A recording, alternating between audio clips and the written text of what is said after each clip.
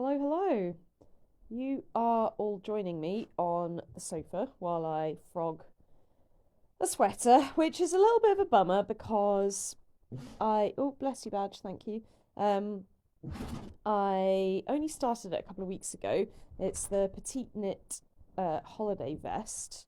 And I thought, oh, this will be perfect, for the holidays, because the whole idea is you knit it in bulky yarn, and I guess the idea is you could literally knit it over a holiday period. And I was very kindly gifted by Susan, so thank you so much, Susan, if you're listening to this. Some chunky yarn recently. And I was kind of browsing Ravelry, like, what will I do with this yarn? And this petite knit vest popped up, and I thought, oh, that's perfect because it's Susan very kindly gave me sort of multiple colours of chunky yarn. But there was enough of this dark green colourway that's perfect for my sort of chosen colour palette that I thought I could make the holiday sweater or the holiday vest from it. So I've been working on that over the last couple of weeks, over the literal holidays.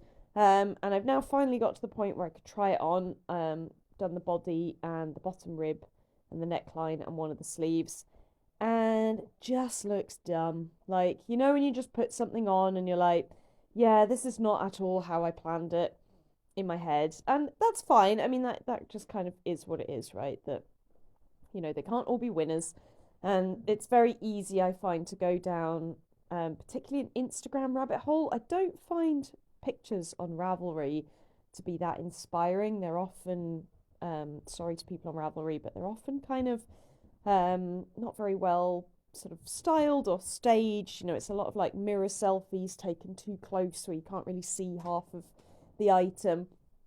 Whereas on Instagram, folk tend to be that little bit better at sort of styling their items. And obviously, taking good photos of yourself is like its own a skill unto itself, right? So, no shade on anyone on Ravelry. Just because you're good at knitting doesn't necessarily mean that photography is also your chosen skill.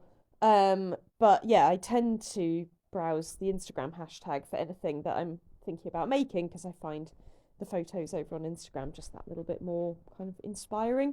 And yeah, I saw a decent number of people who'd made this sweater, and I thought it looked really cute. So I guess it's just one that maybe doesn't suit my body shape, or I don't know. I think I'd made it per the sort of instructions in terms of like the length of the body and whatnot. And I'm quite a short person, so I probably should have adjusted a bit more for having potentially a shorter torso than it's drafted for. But it's funny, you see a lot in the sewing world, pattern drafted for 5'6" person or whatever.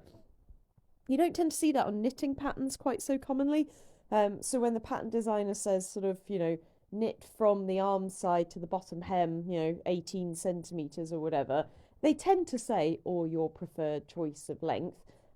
But I try as much as possible to kind of stick roughly at least to the suggested dimensions because it's not always that easy to predict. Like, if I measure 18 centimeters or whatever and I think this is a bit long, maybe I should take a couple of centimeters off, but then you knit the ribbing and then you realize actually because the pattern designer had already factored in the dimensions or whatever, you've now made it too short because you shortened it prematurely. It's not like in sewing where there's a sort of lengthen shorten line on the pattern. So yeah, I'm a bit bummed because it's always a little bit depressing when you spend hours of precious crafting time, and I'm sure like many of us, I don't have infinite crafting time. So it's always a little bit depressing when you spend time on a project and it doesn't work out. But I try these days. I used to in the past get really upset about it and about the wasted time, and used to really kind of feed into my anxiety about like the passage of time and how time is a finite resource. And I've just really beat myself up about, not being able to predict that a certain pattern or fabric or whatever wasn't going to work for me. These days I try to take a more sort of, I don't know what the word is, philosophical view of it. That like, as long as you've learned something, it's never wasted time. And I guess what I've learned is that chunky sweaters probably aren't really my thing. But that's not to say that I couldn't use this lovely yarn for like a scarf or a cowl, or there's probably enough of it for a blanket, to be honest. So maybe I'll look into. I haven't crocheted for ages, so I might dig out a crochet hook and maybe do some crochet. Or I can put it in my stash and it can just sit there for a little while. Like you don't have to use yarn like the moment you get it. I try really hard not to add to my stash sort of mindlessly. I try not to kind of buy yarn, for example, without having a specific plan in mind. But I think when, the thrifting gods smile upon you, or you're very kindly gifted yarn, then, it would be rude of you to say no to the thrifting gods. So, so if this yarn has to go into my stash and be sort of contemplated for a little while, then there's no harm in that either. And to be honest, the beauty of knitting with bulky yarn is that this sweater knitted up super fast. So for all I'm like, oh, that's all my holiday knitting gone. Really, I only cast it on, I can't even remember, but it was probably like just before Christmas. So at most, it's been like 2 weeks of knitting. And yeah, a lesson learned is always valuable, right? So, but I thought while I'm sitting here frogging this yarn, this project, would be a good opportunity to pop on and have a wee chat about my knitting plans for 2025. So I don't know if anyone's read the blog from this week, it actually came out today, but I talk about my sewing plans or my sewing goals for 2025, and I set 3 goals, most of which were sort of are kind of ongoing ones from last year, to be honest, so they're kind of rollovers, and yeah, so which is fine, like last year was a busy year with moving house and job and city, so fair enough that I didn't get all the sewing goals that I had planned done. But to be honest, with knitting, I don't tend to plan that far in advance, and it's probably to my detriment, because then what ends up happening is I end up just getting distracted by whatever shiny new yarn or pattern is in front of my face at that particular moment. See aforementioned holiday vest. And don't get me wrong, like some of my favourite makes have come from that sort of spontaneity. And last year, I basically spent the entire year knitting the heirloom quilt cardie, which I've spoken about in a previous podcast. Knit one for me in the first half of the year, and then one for my mum in the second half, which I've literally just finished and just doing the final bits of blocking, and then I'll be sending that off to my mother. Only 2 weeks late for Christmas, but never mind. And yeah, I mean, if I'm honest, the heirloom quilt cardie project came about somewhat spontaneously, because I basically can't remember if I saw it on Instagram or on Ravelry, but I was browsing around looking for projects for this tapestry yarn that I'd been gifted, and the heirloom quilt cardie popped up, and I was like, perfect, that's exactly what I'm looking for.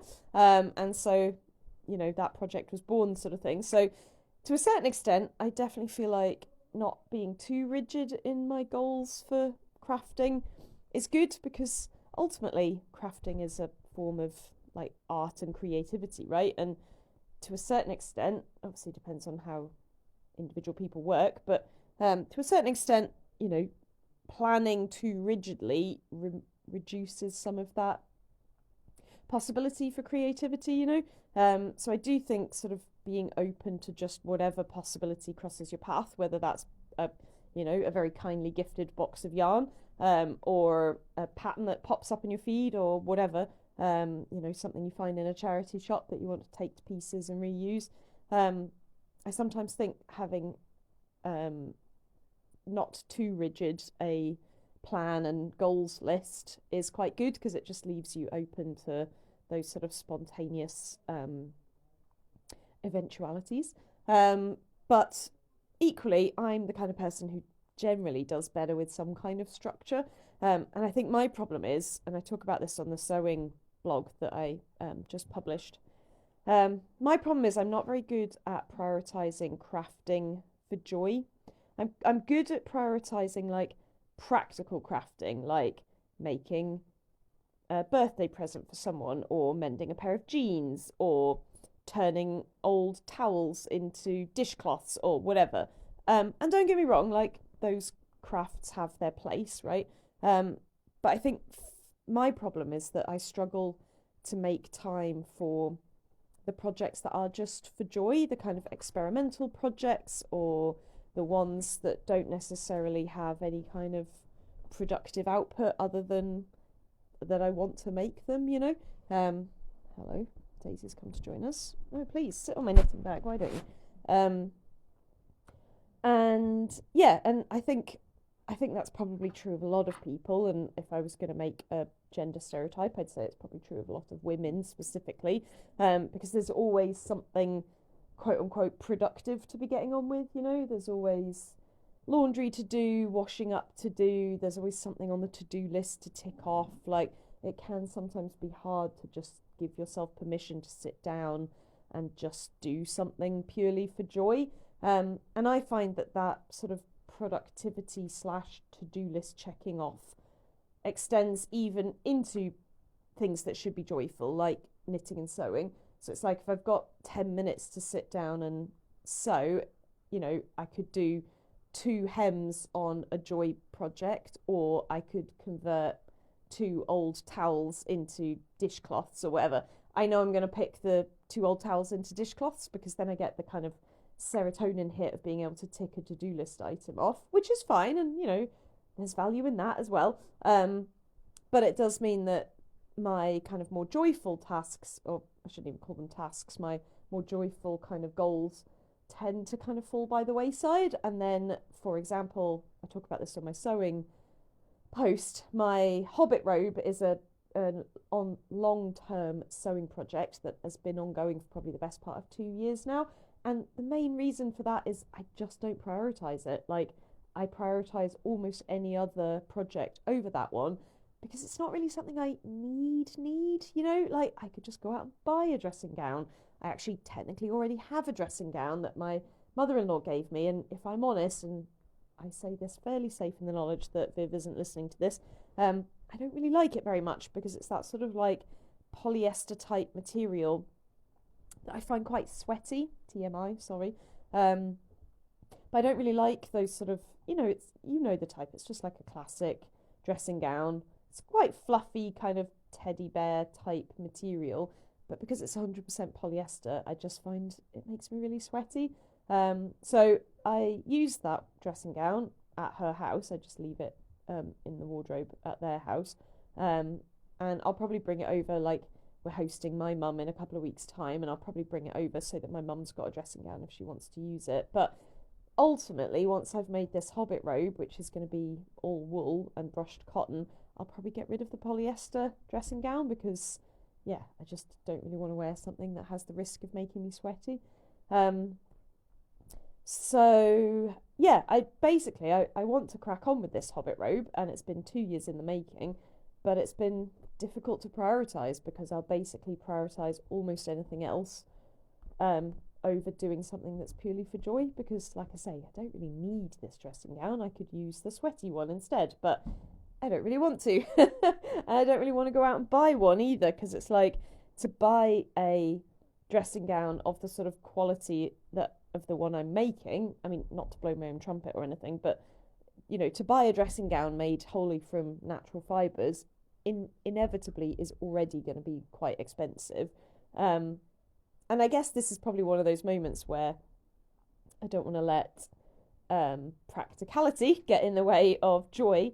But it's sort of hard to justify spending, you know, you could spend like the best part of £100 almost on a dressing gown made from natural fibres, when I can make one, and it's not that difficult to make one, and I've got the project ongoing, you know. I just literally need to make the time, or put aside the time to get on with it, basically. So shh, no one needs your input unless you've got something to say about dressing gowns, which you don't because you're a dog. Literally, as soon as I start talking out loud, Badger just wanders around crying for no reason because he thinks I'm on the phone. So sorry if you can hear him crying in the background. There's nothing wrong with him, he's just being a pain. Now he's staring at me. But yeah, so this year I thought it would be no bad thing to make some goals for my knitting, because I kind of suffer from a similar problem. I don't tend to knit productively, in inverted commas, in the same way that I sew productively, because there's kind of fewer opportunities for that with knitting, I find. I've never got into like knitting face cloths and things like that, thank God, because if I did, I would literally never knit anything for joy ever again. I hate it when you're frogging something and then it gets tangled up. You spend half your life untangling it, and then you're like, what's even the point of frogging? But I want to use this yarn, so. But annoyingly, I held it double with mohair, so it's my own stupid fault, because now I'm having to like disentangle the mohair from the chunky yarn, and the chunky yarn would be super easy to frog if I hadn't held it double with mohair, so it's totally my fault. Yes, so I don't tend to knit productively, so I don't tend to have quite the same issue with knitting. Tends to be more of a joyful habit for me than sewing does. And it also tends to be more relaxing. It tends to be the sort of thing I can do in front of the TV of an evening, whereas sewing tends to need that bit more brain power from me, and also a bit more just like moving around. You know, you're like at the sewing machine, at the overlocker, at the iron, you know, etc., etc. Whereas knitting is something you can do sitting on your bum. So yeah, so I don't have quite the same level of issue as I do with sewing productively, with knitting. But I am quite easily distracted by the latest, shiniest thing, whether that's a new pattern that's caught my eye or a yarn that's come across my, come new to the stash, new to me kind of thing. And I would like to plan better so that I still manage to achieve something that I want, and I'm not just like flitting from project to project without any sort of aim. And one of the big things that I really want to knit this year is I was gifted last year an cream Aran sweater by one of my work colleagues slash friends from my previous job. And it was her dad's, and her dad had had it in his wardrobe for about 20 years. I think an ex-girlfriend of her dad's had knit it for him, and he'd never worn it, and then had this big sort of clear out and gifted it to my friend Rachel. And Rachel had passed it on to me, knowing that I was into knitting, and was basically like, do with it as you wish kind of thing, take it to pieces, reuse the yarn. You know, she just kind of wanted me to have it. And it is pretty enormous on me. I think I took some photos and posted it. I want to say I posted it on the blog. I definitely remember posting it on Instagram a while back, but I'll make sure to put a picture on the show notes. It is, I mean, it's probably like a double, if not a triple XL men's, and I'm a small woman, so you can imagine it's quite large. And if it, under other circumstances, I would donate it, because I'm very aware that there's a bit of a dearth of larger sizes in charity shops and kind of thrift stores, and I don't want to be that person that's like, well, I'm a small person, so I'm going to buy this triple XL sweater and cut it up and get 2 sweaters out of it or whatever, but then deny somebody in that sort of size bracket the opportunity to buy and use that sweater themselves. However, this was gifted to me by a friend specifically for me to use the yarn, so I kind of feel like it would be more inappropriate for me to donate it, you know. And I actually do want to use the yarn, because the yarn is very nice. And I've wanted a white or cream Aran sweater for ages now. I feel like that would be a good addition to my wardrobe that would go with lots of different things. So I'm currently contemplating what to make with it. I'm thinking either a sort of traditional like Aran cable knit sweater, which would be quite attractive, I think, as in quite an appealing project. I mean, not attractive as in good looking, although also good looking. And yeah, so that's one option. The thing that's slightly putting me off that as an option is that I've knit in the past a green cable knit sweater, which I do love and I still wear, and I've had loads of wear from over the years. I think I knit that back in like, I want to say 2016, something like that. But it is way too big. It's way too long. Like, it's not a bad fit through the body, to be fair, but it is way too long. And the sleeves are too long. It was probably I knit that sweater in the sort of early days of me getting back into knitting. And yeah, it just didn't fit it very well. And then I had a second go a few years back of knitting a cable knit sweater, but in a sort of rust brown coloured yarn, which I actually can't remember where I got it from, so I'll try and look it up. I feel like it might be Jameson's, but I'm not very sure. So if I can find where I got it from, I'll put it in the show notes, definitely. And I'll try and find a picture as well. And that sweater project just became a giant pain in the ass. So the first time I finished it, it was too big really across the shoulders and too long in the body and too long in the sleeves. I didn't really realise that until I had Andrew take a bunch of photos of me wearing it, and then I looked at the pictures and was like, oh, this sweater is actually quite badly fitting. And it was one of these where you knit it in pieces. You knit like front body, back body, sleeves, and then you seam it all together. So I took it to pieces, frogged the shoulder and the sort of top of the arm, shortened it by a couple of inches, re-knit it, sewed it all back together, did the same in the body. It's definitely a lot better the second time round, but the sleeve head on one of the sleeves just lay really weirdly, and I sewed and re-sewed that sleeve head and I could not get it to lie nicely. And it got to the point where I can't really remember how I ended up doing this, but I ended up, I think, cutting the cuff off and re-knitting it to get the length that I wanted, because it was still not the right length of the sleeve, but I'd had to re-knit and re-sew the shoulder so many times that I was like, I just cannot bring myself to do this like a fourth time or whatever. So I ended up literally cutting the cuff off, picking up the stitches and re-knitting, which worked fairly well. But then the sleeves ended up ultimately too short. And you know when you've just like fannied on with a project for so long that I was just like, you know what, it's fine, I don't care anymore. Like, I'm done with this project now. And like, it's fine and it does the job and I do wear it, don't get me wrong. But yeah, that sleeve head never really worked properly.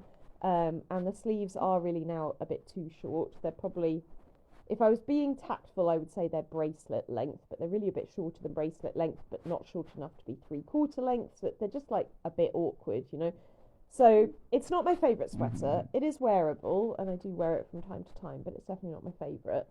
And I think the experience of those two sweaters has kind of put me off knitting a more traditional sort of cable knit sweater, because both of those I think were actually from the same pattern as well. So part of my problem, I think, with that project is that the pattern was a vintage pattern, and obviously vintage patterns do fit differently. And I don't really have the skill with knitting yet to be able to look at the pattern and be like, oh, this is going to be too big or too small or too long or too short or whatever, you know. So I'm kind of more making like adjustments on the fly as I'm going, and they're not always that accurate. So my other thought was a sort of like cable adjacent in terms of texture, but not actual cable knit sweater. So my favourite things knitwear, I think it's called sweater number 18, I want to say, but I'll put it in the show notes because all of her patterns are numbers, which I find difficult to remember. But I saw this one on Woolly Mammoth Fibre Company's vlog. I think she made it several years ago now. Yeah, well, if you lie on it while I'm flogging it, it's going to irritate you, isn't it? But nobody asked for you to climb in my lap right now. Thank you. You don't need to be embarrassed. Yeah, so Emma of Woolly Mammoth Fibres, she made the sweater, and I remember watching this vlog and being like, ooh, I really like that, because it's like kind of the texture of an Aran sweater, but without the actual cable knit pattern, if that makes sense. And it looks really warm and snuggly, and yeah, I think that could definitely be a contender as well. And then Petite Knit has a cable knit sweater, but it's because Petite Knit's quite a minimalist designer, it's quite a minimalist design, and I think that might work as well if I want to go down the more traditional cable route again. I know I like Petite Knit's style and the way that she writes patterns, because I've made several of her patterns by now. I feel like all I ever do is talk about Petite Knit when I'm talking about my knitting, but that's fine. So yeah, she's definitely got one, if not two patterns that I'm completely blanking on the name of now, but I'll put it in the show notes if you're interested. So yeah, I've got a few different contenders. The problem is I would like to make this sweater held double with mohair, because I just like that sort of fuzzy halo that you get with mohair. And I feel like it's a lot warmer than just sort of a smooth yarn by itself. And I'm pretty certain that the yarn from the frogged sweater is not 100% wool. I think it's probably a wool blend, but I wouldn't be surprised if it's like a wool acrylic or something like that. So I just think holding it double with mohair will just make it feel that little bit more luxurious and hopefully kind of minimize things like bobbling as well. Um, so yeah, so that's probably my top sort of goal slash plan for my knitting of 2025. I pretty much frogged the whole sweater at this point. I think I've got half of one of the sleeves and maybe a quarter of the body to go. But I don't know about you, I find frogging wool really makes me sneeze. So I kind of have to pace myself. And yeah, so I need to kind of finish frogging that, and then I need to buy the mohair, which essentially means that project is on hold until the end of January, because January is a really long month pay-wise. It's like a 6-week month.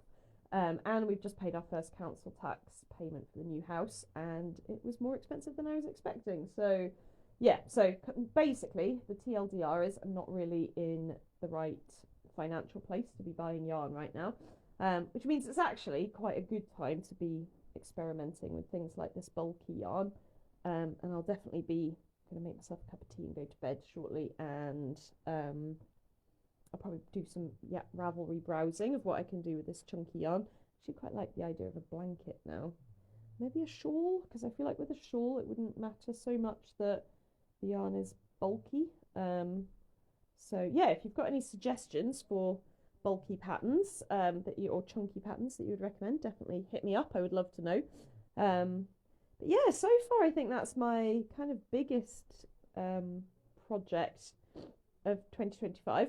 My kind of spillover project from 2024 is my Sophie Shawl, which I'm probably like 75% the way through now, so I just need to soldier on. I did a decent amount of that over Christmas because I took that to various family occasions because it was a nice kind of brainless one to knit whilst chatting and drinking wine. So I have made some quite good progress on that since I last recorded a podcast. But yeah, I still need to finish it because I just want to get it off the needles now. And I did do a little bit experimentation. I need a pair of gloves, and I've still got quite a bit of this tapestry yarn left, despite having knit 2 heirloom quilt cardies now. So I might just bag it up and donate it, to be honest, because I feel like I've definitely had my fair use out of it. But I thought I'm going to experiment making a pair of striped gloves using the kind of remnants of the autumnal colours, and it was mostly a success. I would say it was the wrong thickness of yarn for my chosen pattern, so that was my bad. And you kind of sew the fingers up, so you knit the fingers and then you sew them closed, and I definitely made the little finger too short. So the sort of crotch, as it were, of the little finger is like halfway up my finger. And like it would be fine and I could unpick it and re-sew that bit, but if I'm honest, I sort of lost steam for that project. It was a bit of an experimentation, like sort of the creativity struck me on like a random evening, and I just basically sat down and over like 2 or 3 hours bashed out a glove. And I sort of proved the concept to myself, but I'm not sure I can be asked to finish off the project, because it is really the wrong thickness. I would ideally want a pair of woolly gloves, but in a thinner yarn. So I think, again, I held double with mohair, and I think it probably makes a DK, if not a slightly heavier weight fibre in the end, and I probably need a fingering weight for the thickness of yarn the thickness of fabric ultimately that I would want. So I do need to get on with that, because obviously we are in the depths of winter now, and I could definitely do with these woolly gloves. And every time I go to put them on, I'm like, oh, I should really knit myself a pair of woolly gloves, and then I don't have them and I have to wear the same pair of gloves over and over, which is fine, but it would be nice to have a smart pair of woolly warm ones. So I might continue that project, or I might just frog it, to be honest, because I feel like new year, new starts. If I'm not enthused about a project at this point, then there's probably no point continuing with it, But yeah, I think my Aran cream sweater is probably my main one, and I suspect that'll probably take me at least the first quarter of the year by the time I've like bought the yarn and knit the swatches and decided on the pattern and all that stuff. So so I will report back on my progress for that one, but I don't think I'll be doing anything specific with that one until the end of January, where I'm going to buy some cream mohair from Knitted Home, my beloved Drops Kid Silk that basically does me for everything. So yeah, that is my plan. Let me know if you've got any specific knitting or sewing goals. I would love to hear. I always love chatting about goals. I was going to record a podcast or maybe write a blog post about my sort of more general goals / aims for the blog, but I haven't really kind of decided yet on what those might be. So watch this space. I will continue to contemplate on that. But yeah, I think so far I've got 3 sewing goals to be getting on with and 1 big knitting goal, and I guess a half knitting goal in the form of finishing off my Sophie Shawl. And then I guess we'll see where the year takes me after that. But thanks so much for listening. I'm going to go let these guys out because Badge has literally climbed in my lap, which he literally never does. So I suspect he wants something. What do you want, old man? I'm going to go out to the garden. So yeah, thanks so much for listening. I hope wherever you are, you had a lovely holiday and New Year. And if you were working or had a rubbish time, I'm sorry. And I hope this new year brings you more joy. I was working for a lot of it and then had a lot of family commitments, so it wasn't the most enjoyable festive period I've ever had, if I'm honest, but it was fine and there was plenty of joy, so can't all be winners, am I right? But yeah, I will leave it here and I will speak to you all next time. Bye.